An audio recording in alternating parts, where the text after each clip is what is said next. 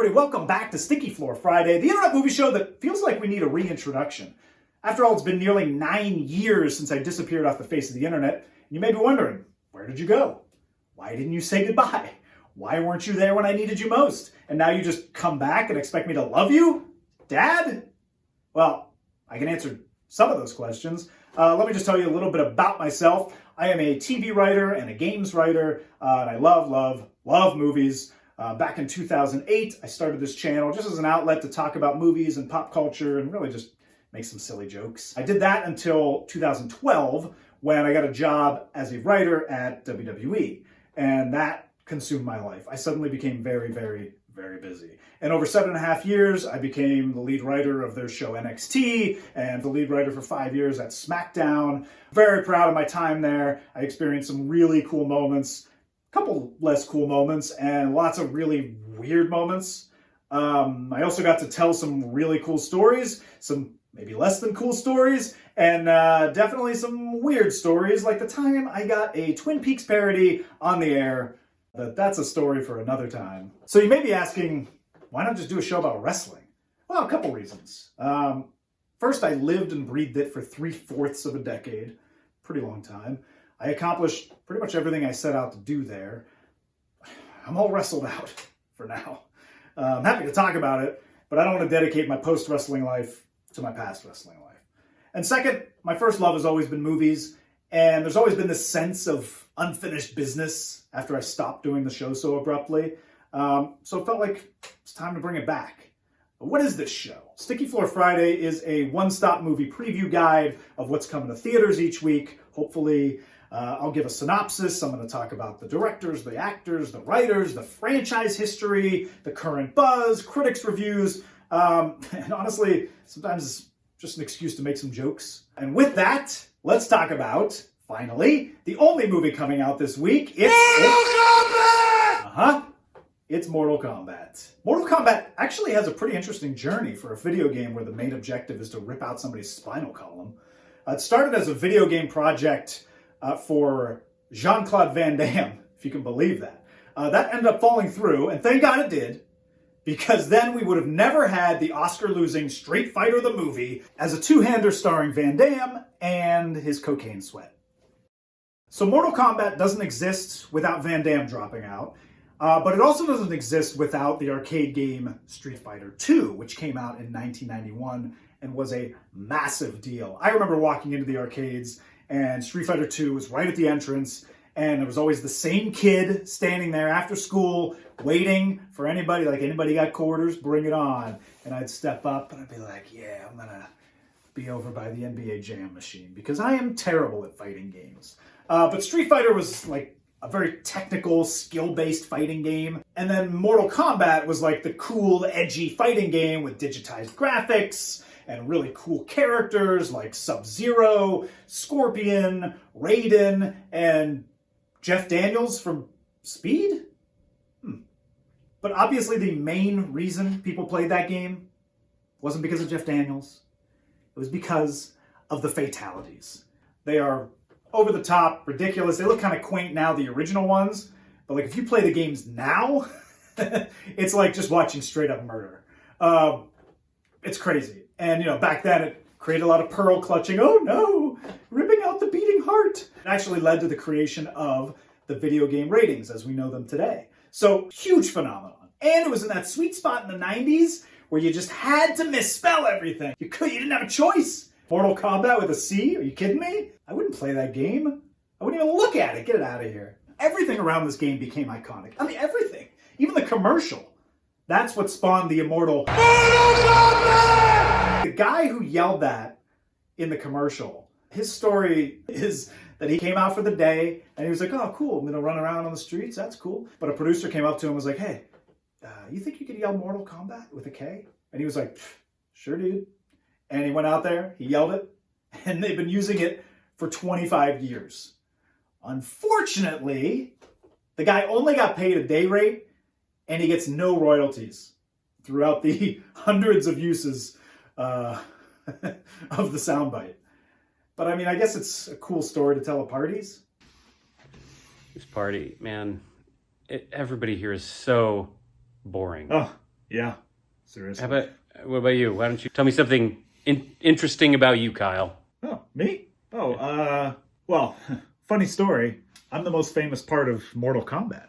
Oh, shit. You're Jeff Daniels? No. I'm the guy who yelled Mortal Kombat. No way. Yeah? That's so random. Can you prove it? Yeah.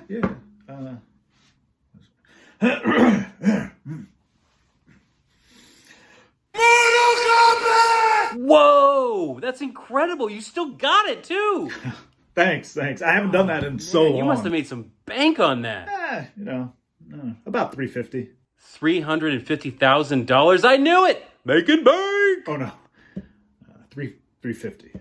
Oh, sorry, 350 million. That's insane. What are you even doing here? You should be like on a yacht or something. $350 dollars was a day rate. What? Oh, but it's in like music. It's in the song. Yeah. And it's in the game. Yeah. Dude, it's like literally the first thing you hear in the movie. Yeah. They still use your voice. Damn. That's so much money left on the table. Yeah. But, I don't care about the money. It's just a cool thing to say at a party. Yeah. Cool. Yeah. Fatality. Extreme sadness. Anyway, Mortal Kombat, huge phenomenon. So, of course, in 1995, it received its well-deserved movie adaptation. And at the time, let me paint the picture for you. Here was the video game movie adaptation runway leading up to the release of Mortal Kombat. You had Super Mario Bros. In 1993, Double Dragon in 1994, the aforementioned Oscar-losing Street Fighter the movie, also in 1994, and then here comes Mortal Kombat, a movie with 0 big-name stars, with the exception of Christopher Lambert in a top 2 Lambert performance. Great, weird accent, just like in Highlander. And then, I don't know, Veronica Vaughn from Billy Madison. And despite all of that, me and my friends, we were super pumped to go see this movie. But we weren't the only ones that were excited to see it, because it was a huge hit. $124 million worldwide. Made a lot of money, especially for a video game movie. Watching it today, watching it back then too. It's paper thin, it's cheeseball, PG-13 action movie. But it gets by on charm, and you gotta love the stop motion animation with Goro. Like, it's fine. It's harmless fun. It's exactly what Mortal Kombat should be. And it kickstarted the career of Paul W.S. Don't Call Me Thomas Anderson, the king of the, it's Saturday afternoon and death races on TBS, and like the remote is just out of reach. I'll watch it until I take a nap movie. But Event Horizon's dope. Of course, what do you do when you have a huge hit? You try to follow it up with a sequel. And so in 1997, we got Mortal Kombat Annihilation, which was basically what everybody expected the first Mortal Kombat to be. Not good. Franchise fatality. Until now. Now we have the return of Mortal Kombat. And this is a reboot. Wait, this is a reboot? This is a reboot? This is Mortal Kombat is a reboot. And you can always tell it's a reboot because it has the exact same name as the original movie. Which means you're going to have to like look an extra second on Google of like, oh, is this Mortal Kombat 95 or is this Mortal Kombat 2021? And when you're talking to your friends, you're going to be like, hey, did you see Mortal Kombat? No, there's the new Mortal Kombat, not the original Mortal Kombat. Mortal Kombat's been in development this whole time since 97. They just haven't been able to get it right, I guess, which seems crazy to me because it's not like the source material is Lord of the Rings. It's like there's a tournament to determine the fate of the universe, limbs get removed, the end. But this particular version has been in development since 2016. This one's produced by James Wan, who you may know from Saw and Insidious and Aquaman, and he directed the best Fast and Furious movie, Furious 7. Fight me, don't fight me, who cares? But this movie is actually directed by a first-time director, Simon McQuoid. McQuoid? There's like a rogue O in there. McQuoid? Anyway, he directed a Star Wars Duracell commercial. You probably remember it. This is what it looks like.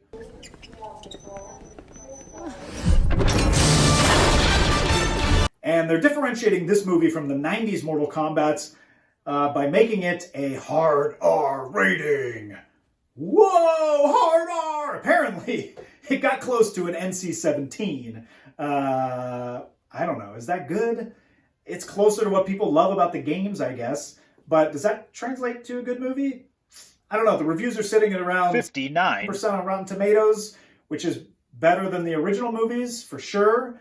And if you saw, they released a 7-minute preview of the beginning of the movie. It's definitely darker, way more violent. Really, the only thing Mortal Kombat 2021 has in common with Mortal Kombat 1995 is that there are no big-name stars, and it's a first-time director. So, look, let's just all be honest with ourselves, just you and me. If you're showing up to this movie, you're showing up to see some fatalities. It's just like the game, except, you can't play it. So if you're too lazy to pick up a controller, or you're like me, you have to put in a code to do one-button fatalities, or if you've ever wanted to watch a Twitch stream on the big screen, or if you're just a psychopath who likes watching live-action disembowelment, this movie's for you. Hey, that's a poster quote right there. All right, Mortal Kombat is in theaters, but you can also see it in the safety of your own home on HBO Max. Let me know if you're going to go see it. Oh, and I guess, I'm supposed to do that thing where you're like, rate, review, subscribe, comment, like, dislike, click on that bell for the notification when an episode is up. Follow me on Twitter if you like somebody who tweets twice a week. Check me out on Instagram if you want to stalk me and my family. See me on TikTok where I do sexy dances, or pop on a house party where you can just see me like reading a book, sitting on the couch. And as always, send me your favorite credit card number and expiration date, and also that number on the back if you ever want to see your family again. All right, see you guys next week.